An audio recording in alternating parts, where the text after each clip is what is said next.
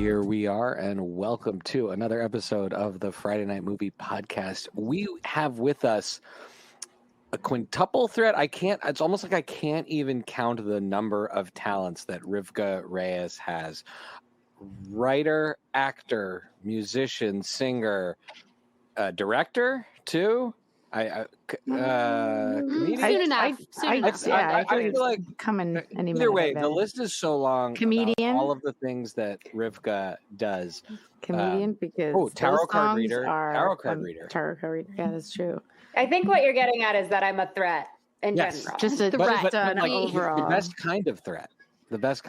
A creative threat. A creative force. And there's so many things to talk about with Rivkah, as they are now a member of the Corman family, a member of the Friday Night Movie family. But I want to start first with how I got introduced to Rivkah, which is through a post from Katie Gavins, singer of a band that we talk about all the time, Muna. Katie Gavins posted that this very cool short film was going to be made, and I immediately jumped in to learn more about it and got excited and supported it. And Rivkah, you're right in the process of post-production right now of making Gianna. I don't want to not do it justice by trying to describe it. So could you just go ahead and tell us all about Gianna? I'd love to. Gianna is a horror comedy about a woman who manifests her inner saboteur to come to life, and the inner saboteur tries to kill her. Which is what it honestly would. Movie. Lighthearted. Yeah. We're saying that it's a cross between Jennifer's Body and Fight Club. It's aesthetically gorgeous and also grungy. It's cringe. It's comedy. It's sexy. It's dangerous. And it is kind of this piece that I wrote in the hopes that we would make it and people who are interested in my work see it and go, oh, okay, this is what this person's about. Like, what more do you have? So it is kind of like a sneak peek into the window of the Rivkah Reyes cinematic universe. That's amazing, because all of those things are things that I know I love. I think we all love, but I really love. Yes, we all love. We definitely So all love. where does the inspiration for something so unique come from? I mean, obviously within you, but are there particular threads from your life that you really feel like are playing out in this story? Yeah, definitely. I mean, I love a good psychological thriller, and I used to drink and do a lot of drugs, like our film's protagonist, Gianna. And a little over 5 years ago, I stopped doing all of that, and I haven't picked it back up since. And I just like to think of that voice in the back of my head that tells me, you could probably take a drink again. Like that would be fine. As this baddie, like mean girl who I like desperately want to be, a person that I'm also afraid of, a person that I kind of have a crush on. Like, and I'm like, ugh, like, okay, so this is kind of embarrassing, but go with me on this. When I was in, I think early in high school, I was still pretty awkward. I was still really afraid of talking to people that I had crushes on. And in my diary, I would write out scenes from my life as they went. And then I would write them out as a cooler, hotter version of me named Nicolette would do. That's amazing.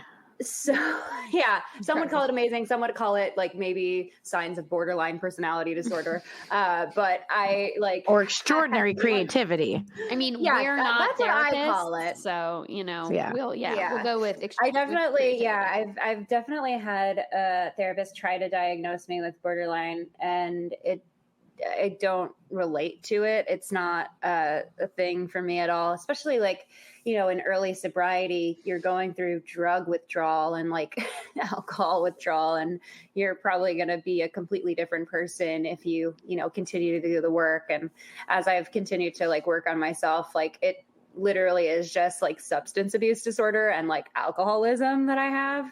I don't really agree with any of the other diagnoses that I've received. You know, maybe a little mania every once in a while, but not to get too into that, LOL. Yeah, but I would write out these scenarios as I wish they would have happened in like interior, because I've been working on set since I was a child. So I know what a script for a screenplay looks like.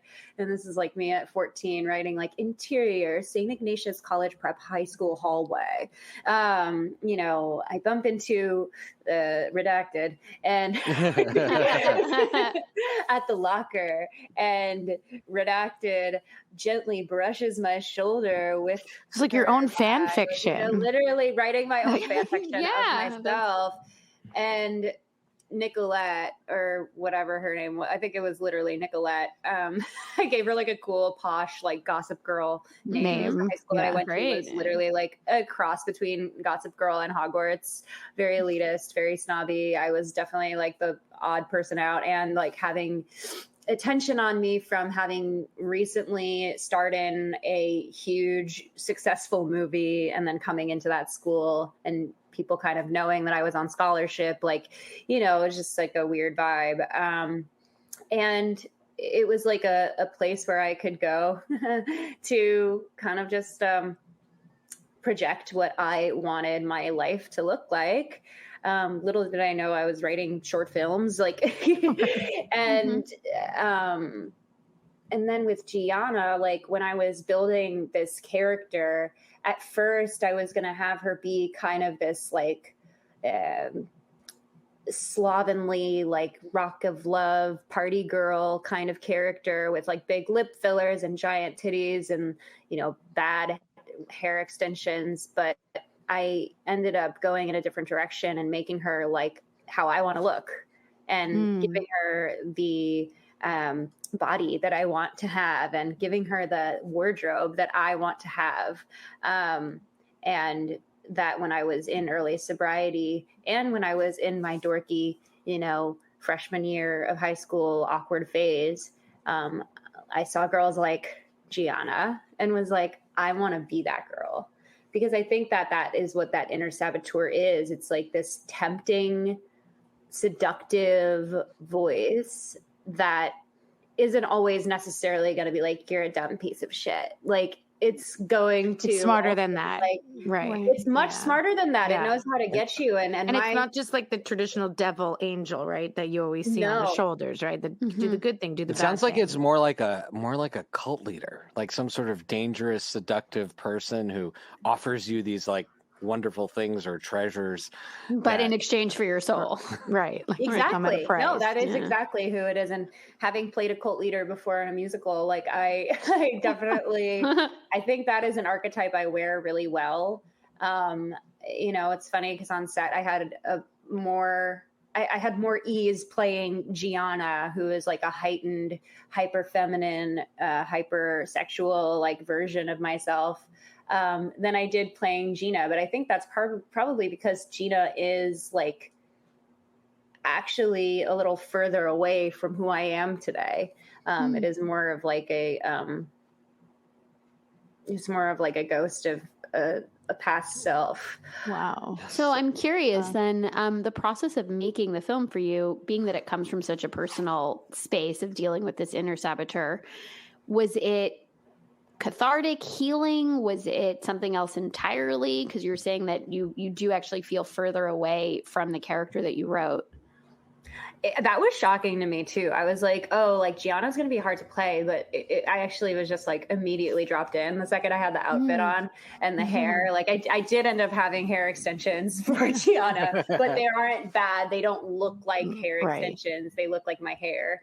And the second I had her wardrobe and makeup and all that on, I was like, oh no, this is second nature. I could really lean into this. It's like armor, right? No, it was extremely, yeah. And like, it was extremely cathartic to play out certain parts of it. Again, like, you know, it is there is like a lesbian romance aspect to it. And I got to cast it and like, you know, I got to write for an actor that I really, really respect, but also is like one of the hottest people on the entire planet, Faith Ludlow. And I got really excited to like write that part with them in mind, like, and, you know, getting to, I don't know if this sounds psycho or not, but like getting to act the breakup of my dreams. Like, this is exactly how I want. Most of my breakups are not dramatic at all. They're very like amicable, or, you know, now, especially in sobriety, it's just like, hey, this just didn't work out and that's okay. And like, you know, if you don't want me to contact you ever again, I completely understand, and vice versa.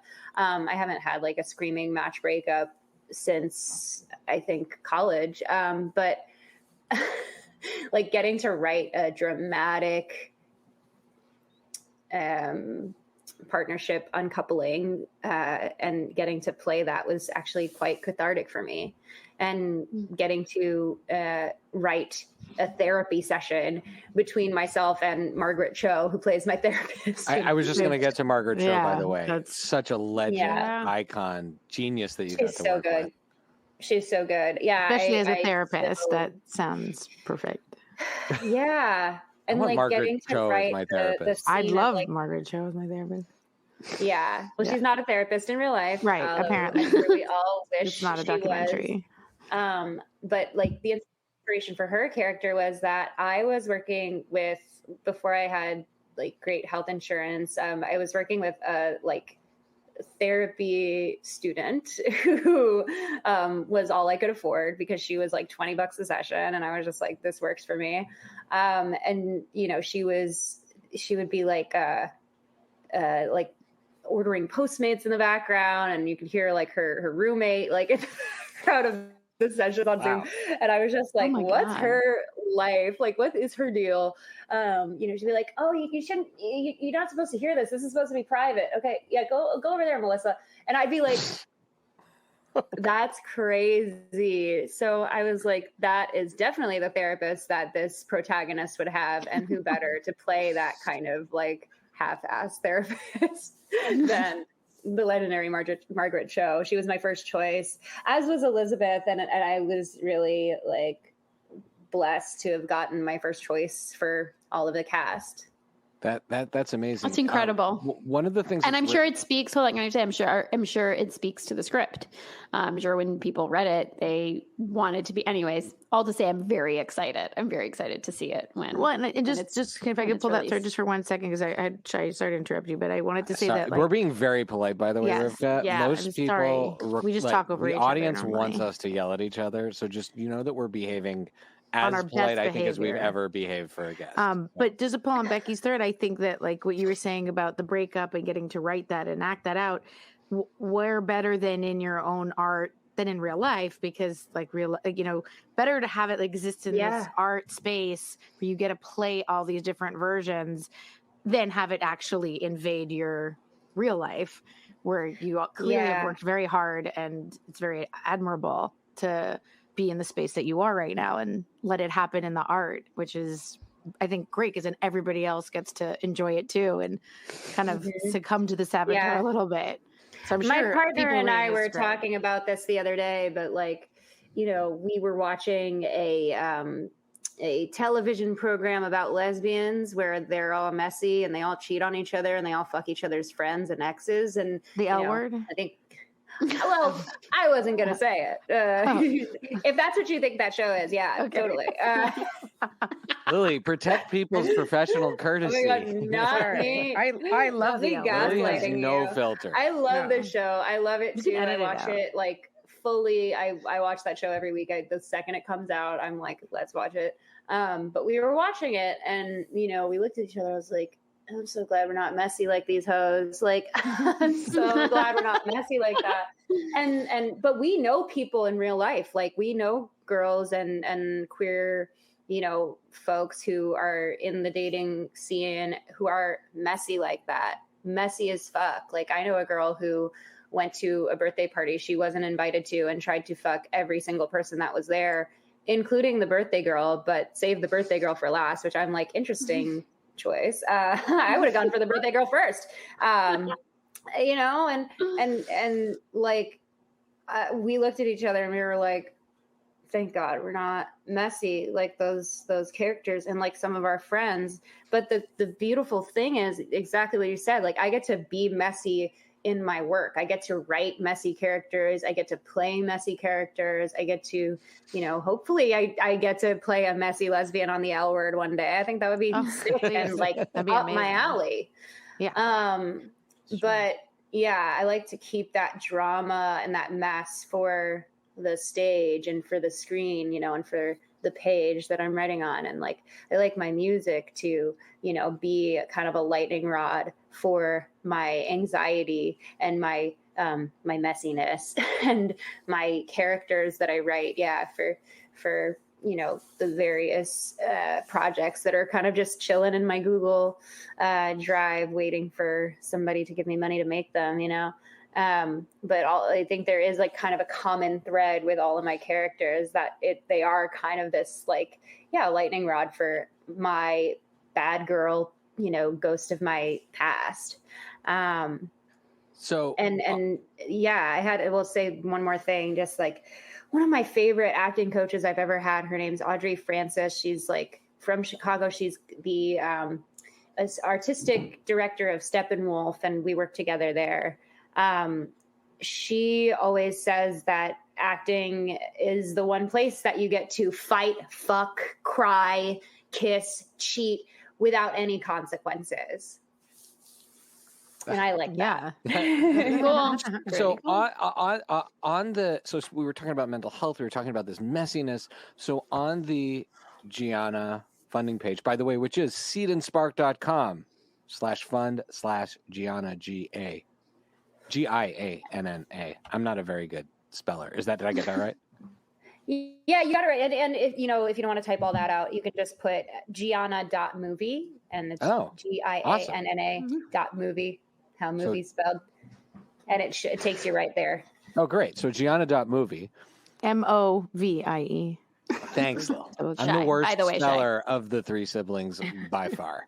We all have our superhero team. Everyone has their strengths thing that they bring to the table. There's a line in the description that says that it's a queer mental health story that isn't trauma porn. And I was drawn to that in the description when Katie had originally posted. And I love the idea of artists challenging what they view as the traditional way particular characters are portrayed and told. How you mentioned that you want to that you're grateful for not being that way in your life. How is Gianna going to be different than the trauma porn that exists? Without giving us away you don't have to give us away like any spoilers, but well, I think that I like to take kind of the ugly parts of life and make them funny.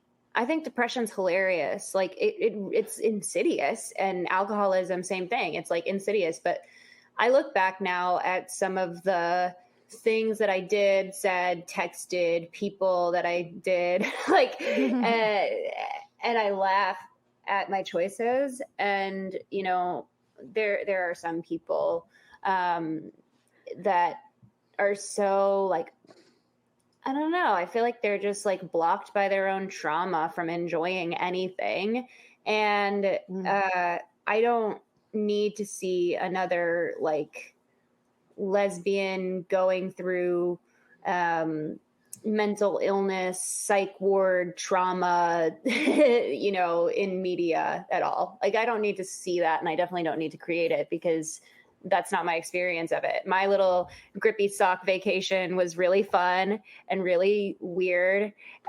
And, I made some friends. They were ugly, but like they were cool. They had cool life stories. And I would rather, see the not light side, because it's all dark. Mental illness is like pretty dark, but I would rather see it and be able to look back at it and go, oh, haha, how silly I was, than like re-traumatize myself and re-traumatize other people. Right. Use it as as something that's hanging around your neck all the time, dragging you down.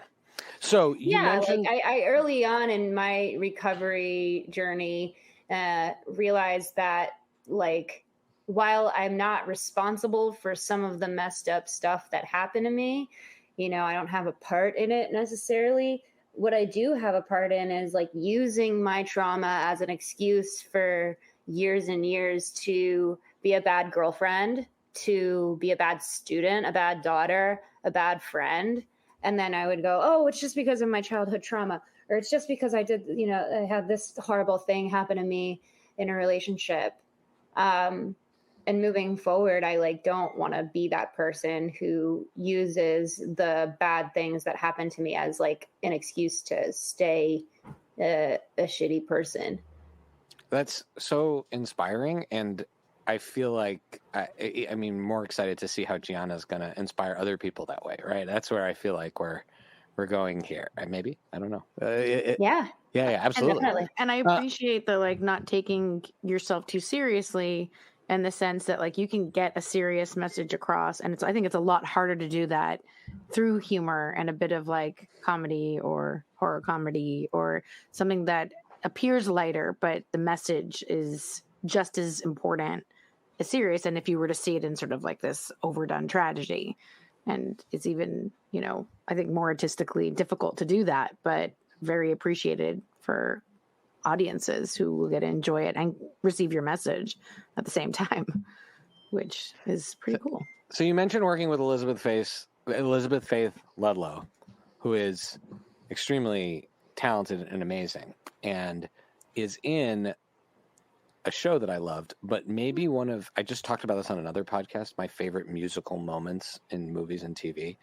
And Elizabeth Faith Ludlow is in the opening of The Peacemaker. Oh my God. The opening, so good. The opening scene. However much I've watched that show, I rewatch that on a regular basis. I find that opening. It's so good. It's incredible. It's wild. So well they done. made that so well. That show was so great. My partner, I think memorized the dance from that. Or parts of it for sure.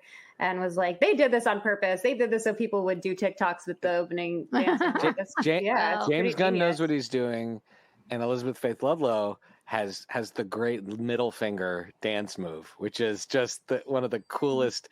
The way that's delivered with this detached, the detached kind of look in their eye is awesome. Lo is so good at doing those, just that kind of no thoughts behind the eyes, kind of but the body is just sending so many messages at the same time.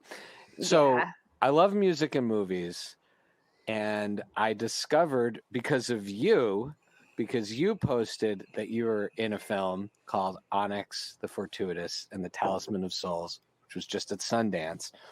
Congratulations. I essentially, at this point, if you make a recommendation, I'm on board. So you posted about it. I told Lily and Becky, I'm buying a ticket to see this. You should try to see it too. And which we had trouble getting tickets for it. Which, for the record, I actually was trying for a whole evening, and I don't know why. I'm also tech support. I'm also tech support for this family. And you were not available during the hours in which I was trying to watch. That's fair. But I'm sure I'm excited to have a chance to see it. This is my new cult movie. This is my new PG Psycho Gorman. That was a movie from a couple years ago I was really into. Yes. It has an incredible use of music. this movie, aside from being hilarious and it embodies the spirit of the old 80s horror, but horror that was fun to watch, not horror that was like terrifying to watch, Fright Night, Ghostbusters, that kind of a thing. It has just amazing musical moments. It's got Meatloaf. It's got American Tail. It's got Beetlejuice. I'm not going to, I want to ask you everything about the Beetlejuice element of this, but I also don't want to spoil this film for anyone. So just know I'm telepathically asking you about the Beetlejuice component, but I would just love, as a musician, what was it like being in a film that had this like meta level of musical humor going on in it the whole time? I mean, my first job was a music comedy film, so I am always here for it. And this is now the second film that I've done where we kind of just trusted the universe on like a group or a person or an entity giving us their song and just filming the footage with that song anyway. And not really having the rights in place until we did have to get them. For School of Rock, that was the Immigrant Song. There's a famous video of Jack Black and The Crowd. I've seen it. Crowd, yes, yeah. Jack begging Led Zeppelin to let us use the Immigrant Song in the movie because we filmed the scene using it, and we were going to do it anyway, unless they sued us. And then the same goes for the Meatloaf song and for the Beetlejuice moment. We definitely did film the closing sequence of Onyx with the Beetlejuice music playing in the background. And we kind of just trusted that Harry Belafonte's people and Meatloaf's people were going to let us use those songs. The 5-1 moment, we shot some alts where we didn't use it, but I'm really, really glad that the rights were procured because, they add so much heart to the film, I think. Absolutely. And Heart, I want to get into Heart because I watched this movie with my wife, and God bless her, Allie, Lily, and Becky. I know you don't understand her music, her movie taste, but no. Onyx, the Talisman of Souls, Onyx the Fortuitous, definitely not in her wheelhouse, I would say. When I said to her, "This is our free time. The kids are asleep. Let's watch this," she was, cautiously on board. And as we're watching this film, one of the things she kept keying into, Rivkah, was your performance as Mackenzie. And Allie just loved how much of a good friend Mac was to Onyx. And Allie just kept saying, "Oh, thank God Rivkah's character is so good to him." Yeah. And I think it's one of the most surprising moments about this film that has Satan worship and ghouls and could just be dark for dark's sake all the way through if it wanted to be. But there's a sweetness and a genuine friendship that comes across between your characters. And you kill it, you crush it, you deliver it, because that it shows in your face, it shows in the way your whole character, the arc of your character all the way to the end. Is that something that is that something you're drawn to? Is that something you connected to? Did that make you more excited about the film? When I first read the script, I was immediately drawn to Mac and Onyx's friendship. I love playing characters that are kind of like loner wolves until they meet the right person and then they open up. We get to see Mac really blossom throughout that story. And we when we meet Mac, they've got a guard up, they're smoking the cigarettes, and they always have their little sunglasses on, kind of as like a protective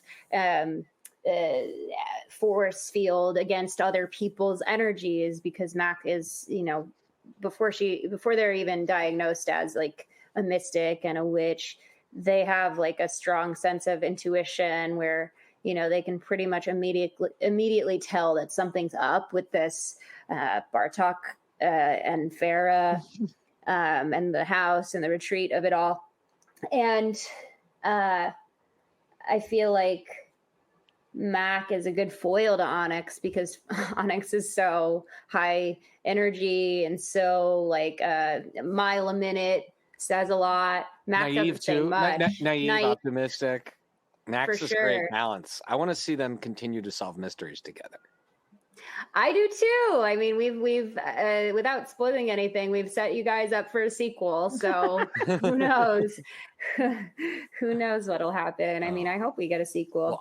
Well, I had also never heard of Andrew Bowser, right? Andrew Bowser is the artist. I had never heard of this person.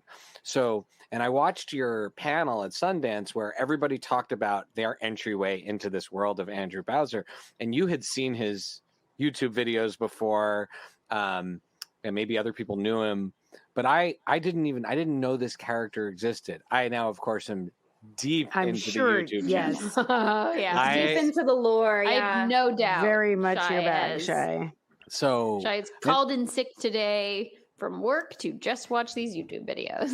Right? Nice. Sundance. You were at Sundance. How was that?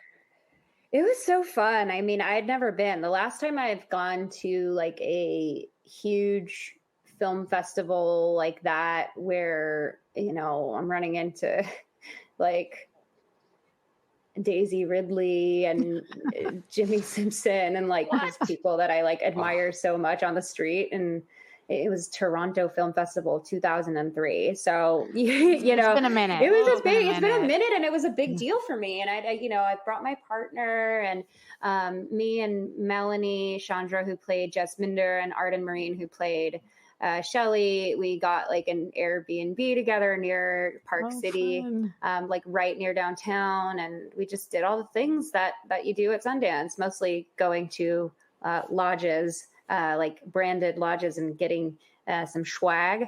We got a bunch of like Shea Moisture hair and skin products, which was great. Lovely. Yeah, it was so fun. I mean, like, yeah. And then the day of the premiere, we were carted around from, you know, IMDb to Hollywood Reporter to Getty to all of these media outlets to do press for the film, which was so fun. Definitely exhausting, but really fun. We like each brought outfit changes, which was really a lot, especially like walking around in the snow, and it was truly freezing. But yeah, I mean, it was just a blast, and it was like a big old family reunion because we really did like love each other and have so much fun making it. And I think that a lot of the heart of the film comes from when people are watching it go, oh, they're having so much fun. Like you can tell the love is, you know, in the recipe of the movie. When you're watching it, you can definitely tell we were having a blast, having a hard time keeping a straight face most of the time. I mean, there were moments where Andrew was directing and starring in it, and wrote it and edited it. He wore many, many hats. But he was literally directing in the Onyx outfit as Andrew. And he would be like, okay, everybody good? Yeah. All right. And 3, 2, 1, I don't know. And he would like drop right into character, like so seamlessly that we were like, are you okay? Like he's so good at just like seamlessly dipping in and out of director and Onyx, that it was like truly so cool to watch. And like, you know, if there is a world in which I end up directing one of my own projects, I learned so much from watching him work. That's so cool. That's amazing. So Onyx, the Fortuitous, Talisman of Souls, everyone will be hearing about this all the time, our listeners, but buy it. Our official rating system on Friday Night Movie is buy, rent, or meh. So a movie's either a buy, or rent, or a meh. For me, this is 100% buy. Loved it. I mean, and we know it's a buy because, and I can show you the text as Shai's watching it. He's like live texting me and Lily every time he gets more and more excited about how much he loves an element in the movie. So very sincerely, I had a couple friends doing that too. While they were watching it, they were like live texting me. He's getting like progressively, puppets, yeah, he's getting progressively more excited. He's like, I was able to see a clip of it online, not obviously the film, but a clip of it, and just the clip that I saw, where is it with his Bartok coming back from the dead. Yeah, right. When he's coming back from the dead, just that clip, and I was like, "This is exactly what I want this to be." Lily's I can't husband. wait to see it. Lily's husband watches real horror. I mean, comedy horror is the best kind, but Lily's husband makes her watch every terrifying. He loves the non-American. I think it's cultural. Horror is like a really big deal here. Like people, they like horror films as a genre is just like culturally very important here. Like when my husband's family gets together, my mother-in-law, my brother-in-law, they get together and like where somebody else might watch like an action movie or a comedy or something, or like a family movie. Yeah, their idea of a family movie is that movie Orphan. Or like or Orphan something kills the family, or like something. Orphan is like one of my family's movies. Like I love that movie. I watched that movie because of Lily. I love that movie. I will never be the same after I saw that movie. That movie is. I love that movie. As a result, I think it's good. Seared into my brain. Oh yeah. Anyways, but yeah, this genre is perfect, and I can't wait to see the whole thing because I'm sure it's excellent. Let's go back to where it all started for us, Rivkah. Let's talk about Muna. Greatest band in the world, greatest band in the world. They have a great shirt that says greatest band in the world, but how did you find out about them? Lily, Becky, and I have all seen them. Becky and I have seen them. I've seen them 3 times. Becky's seen them twice. We are fans. Huge just fans. Doing some of the most beautiful, amazing music and visual storytelling. I will say at their show, at the second show that we saw specifically, because it was the 9:30 Club show, the crowd, their fans are just like fantastic fans. It has been so long since I've been to a feral fans. Their fans are like feral. I love them so much. I love it. Yeah. I fell into the Mooniverse through Katie. Actually, I know Katie. She was one of my first friends when I moved out to Los Angeles, and I had no idea she was a musician when we met. I had no idea she was in this band, and then I heard the band separately, and then I like looked them up, and I was like, "Oh, Katie." It's like a very LA thing to happen. I'm not one of those LA bitches who will like enter a conversation with "What do you do?" Like I don't think that's cool. Right. And when I first moved here, I was actually like shocked and like kind of turned off by that. I like to get to know a person like without kind of knowing what industry they're in or like what they're what they have to offer you. Exactly. Like how many followers they have. I don't give a fuck about any of that, honestly. And we know that because you did our show, so thank you. We really do. I love podcasts. I mean, I love listening to them. Anytime my friends are on a podcast, like I listen to it because it gives me something to do for 20 to 60 minutes, and they're great. Well, we're very grateful. Something great to do while you're on the treadmill, right. Or going for a walk or whatever. But anyway, yeah, and I've just I've gone to see. I haven't seen one of their like full band shows. I've seen them. I've seen them play acoustic at Amoeba record store. I went to yeah. It was so cool. It was like on the day they announced that it was happening, and I texted Katie. I was just like, "Yo, like that sounds so cool," and she was just like, "Yeah, I'll get you on the list. Bring whoever you want." And like me and a couple of my friends like just watched them play like an unplugged set, and it was so sweet. But cool. Yeah, the fans were feral. I mean, the line was around the block, and like all the angry queers were like looking at me really, really mean when they saw me like walk to the front of the line. They were like, "You can't cut." And I was like, "Oh, don't worry. Like I'm on the list. I'm with the band." I'm with the band. I had to be like really. I was humbled by some queer, non-binary people on that day. But it ended up being so fun. fun. But yeah, I do think they are the greatest band in the world. They like really mean it, and they really are. They rock so hard. And I'm 43, so I'm old. My mind is closing as the days go on, right? So it's hard for like someone old, I think, to get into new bands. You're also a musician. I'm going to say, you won't say it, but I'm going to say it because you're embarrassed or whatever. But I'm going to say you're a musician, and you're very picky about what you listen to. So Muna, there's also that. I don't know. I would beg to differ. I feel like he listens to so much stuff. I'm like, what is this? Stop making me listen to Jethro Tull. Not happening. So we went to see you have eclectic Bleachers, which I would say as three siblings, Bleachers is our current band. Yeah. Like this is That's our sibling band. Binds the three of us. The Jack we can all Antonoff. agree on. It's a band we all agree on. So we went to see Bleachers, and it was really around the first time we'd seen each other since the pandemic. Yeah, it was like 2 years we hadn't went to see Bleachers, and Muna was added to the bill for that show. And in Philadelphia, opening acts, et cetera, et cetera, et cetera. So the first I song thought we were at the wrong show because an opening act normally just like, warms up the crowd. Nobody's listening, waiting for the show to start.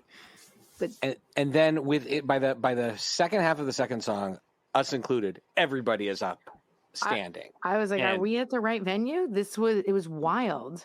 They're so good. It was like seeing the headline. Their stage presence is so good. Their music videos are insane. I mean, Allie, we should shout out to Allie Panko. Did I pronounce her name right, by the way? I've been saying Pank-you with a liquid U. I have no idea. Allie Panku, I think, has made some of the best music videos since the golden age of storytelling music videos in the 90s. I agree. Silk Chiffon, I mean, yeah, Silk Kinda Chiffon, Girl, What I Want. And the horror. Oh Shout out to my friend Megan Stalter, who is also in the What I Want video. I just did a show with her the other night. We love her. Becky and we are big fans. Huge fans. Yeah. I played her ex in a bit on stage the other night, and it was really, really fun. We had a good old time. And just like speaking of music videos, you have your own music video. Yes. And then music like comedy songs and the whole other, I would say, career than your movie career. And not just as a musician, but like to write music comedy is an extraordinary, it's a huge talent that you need to have. And your songs are so funny and very well sung. They're great pop songs. And so how do you, find the time, or could you tell us a little bit about like how your push and pull with that versus film? Yeah, it's funny that you bring it up because I've been working on new material. The stuff that I have out there currently is pre-pandemic writing, and the world has changed a lot. And I have fully transcended into like my next evolution as like, I feel like I'm not yet in my Charizard phase, but I'm definitely like in the... That's a Pokemon thing, Lily and Becky. I have a 6-year-old. I know that. Yeah. I know more. I'm somewhere between, the Charmeleon and the next and the Charizard. But I've like leveled up into becoming this like hot lesbian icon, with like a strong emphasis in like mental health awareness. And I started writing musical comedy in like right out of college. I mean, I was writing it in college too, because I was in this musical sketch group and I took musical improv conservatory at Second City in Chicago. And in the musical sketch group, it was called Cupid Has a Heart On. It was like all dick jokes. It was run by this like horrible, horrible man.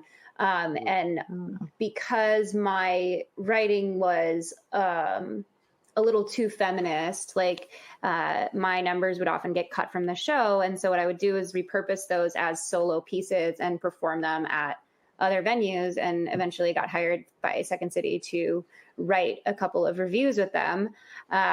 And like, that was kind of like a nice, like big fuck you to Brian Posen. I'll say his name, Brian Posen from Stage 773 in Chicago. And I have no problem saying his name. He knows. He fucking knows what he did. This is the other Brian Posen. This is not Brian Posehn. Not Brian Posehn. Because one of our dear friends, Leah, whose show I was on talking about Onyx yesterday, 2 days ago, who's also who's a stand-up comedian herself, who's from Chicago, who's from part of the scene. When that news broke, she was very adamant to make sure everyone knew which Brian Posen was the one that was doing the terrible things. Yeah, no, she's also from the scene. I was also there for that. Like, because we, Brian Posehn didn't do anything. He's great. But Brian Posen he ran and operated a company called Stage 773.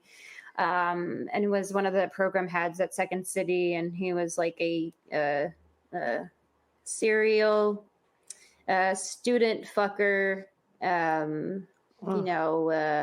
misogynistic, racist, homophobic, transphobic fucker. And I had the pleasure of being on one of his sketch teams for years where, he was like, oh, can you change that line and make it sluttier? Or like, oh, say something about you being a lesbian in that one. And when I wasn't like really out yet, like stuff like that.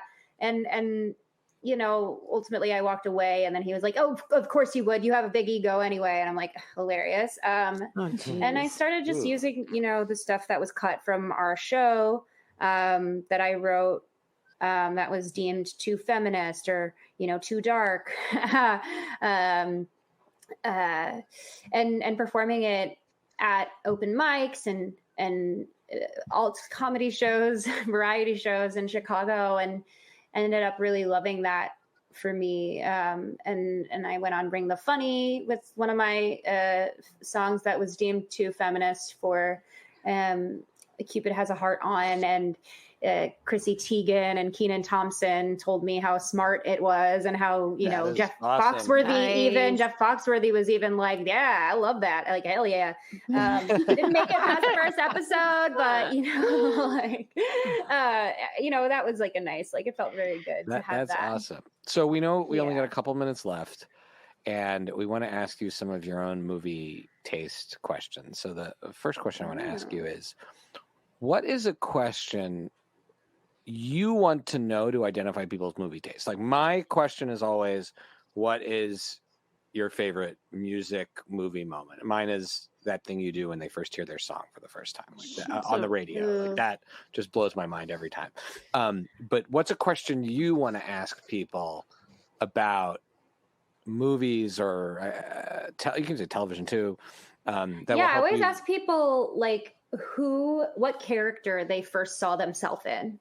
Like, for me, it was Matilda. For me, it was definitely Matilda. So I go, who was your Matilda? That was a question that I used to ask on my podcast, which is now taking a 2-year hiatus. You got a lot of other things. You got a lot of movies and music. You got a lot of stuff. That is such a great That's such a great question. I think it opens people up to talk about themselves too, in a way that they wouldn't normally talk about themselves. Right. That's very revealing. I've had so many great answers. Like, somebody said Amanda Bynes in She's the Man. I love that movie. She's one of mine too. She's like one of my Matildas, not necessarily in She's the Man, but definitely on All That and The Amanda Show. I always dreamed of having the Rivkah show, and I did. In college, one of my final projects for my senior year was like a half hour of just like me doing whatever the fuck I wanted to do, which is like the perfect avenue for all of my, different things that I can do. There were like video elements that I directed and wrote and starred in. There were sketch elements and song elements and musical theater covers, like, and like one random like Fleetwood Mac number. I had everybody in my department who played guitar come on stage with me, and we sat in like a pyramid formation, and we played Landslide, and we all kind of just sang it and harmonized and played guitar together. It was truly beautiful. But yeah, Amanda Bynes and Matilda and Jim Carrey for me. Obviously, like anyone Filipino, anyone queer and Asian. A recent Matilda of mine is Jobu Tabaki from Everything Everywhere All at Once. Steph Shue, the Oscar-nominated Steph Shue, who we fucking love. I saw myself in her character a lot too, because I'm sure there are a lot of queer Asian folks out there who have had their parent introduce their partner as their friend to another person, and it's like, oh, like the sting of that. But so I like your question though, Shy. Let me think of what my your best moment is. I mean, fuck, the meatloaf moment in Onyx was so good. But that's like, I can't say a movie that I was in. You totally could. can. You totally you can. probably have been the musical moment for a lot of people in the world, so that's pretty cool. This one's kind of basic, but I fucking love the moment in Confessions of a Teenage Drama Queen when Lindsay Lohan's auditioning for the School Musical and she's singing the song by her favorite band, and the piano, the director of the musical is played by Carol Kane, and she comes in and she like gets on the piano and Carol Kane's like rocking out on the piano. It's like, and she's like wearing this like Nana, like big crazy theater teacher glasses with like insane like Brillo pad hair. She looks ridiculous, but when she's all into it, that like that is a one of my favorite music moments for me. Is amazing. All right. I know the song word for word too. You could probably behind some doors, people are waiting to sparkle. Don't move on. Like it's just so honestly, I was thinking of 3 different movie music moments and all of them involved Lindsay Lohan. Like one of them was Jingle Bell Rock from Mean Girls. The other one was Take Me Away from Freaky Friday. I honestly think it's just Lindsay Lohan. It might be yeah. So before we go, where can people support Gianna? Gianna.movie, correct? I got it right this time. Gianna.movie. And where are you in the campaign? Because, right, isn't this like a big moment of crowdfunding that's happening? Because people think that, you give money to a movie to make the movie, and like that's the end of making the movie, but that's just the like making the beginning part. Nope. Yeah, we did raise over $35,000, which our goal was $35,000 on Seed and Spark, which was great. We do need more. Making movies is expensive, and unforeseen circumstances happen. Like sometimes your COVID officer gets COVID. How evil and demonic is that? And we've definitely still got quite a bit of post-production to get through, and once that's done and we have the cut, we have to submit our film to festivals, and that can get expensive. So if you'd like to sponsor our festival submission, you can just email me directly. My email is rivkahmgmt@gmail.com. It does go to my assistant, but then it goes to me. So well, we are so honored and thrilled that you joined the family today. Thank you so much. You're stuck with us now. Yeah. But I guess you already kind of had us, but you're stuck with us for, now that you've met us. For all of our listeners, you can follow all the Friday Night Movie shenanigans at Fry Night Movie. Lily and Becky are at FNM Sisters. I'm Pancake for Table as usual. The theme music, which Rivkah unfortunately won't get to hear now because I have to put it in and post myself, is by What Does It Eat? And again, a huge thank you to the incredibly talented Rivkah Reyes, star of the upcoming incredible short Gianna. Thanks for being here. Thanks for having me.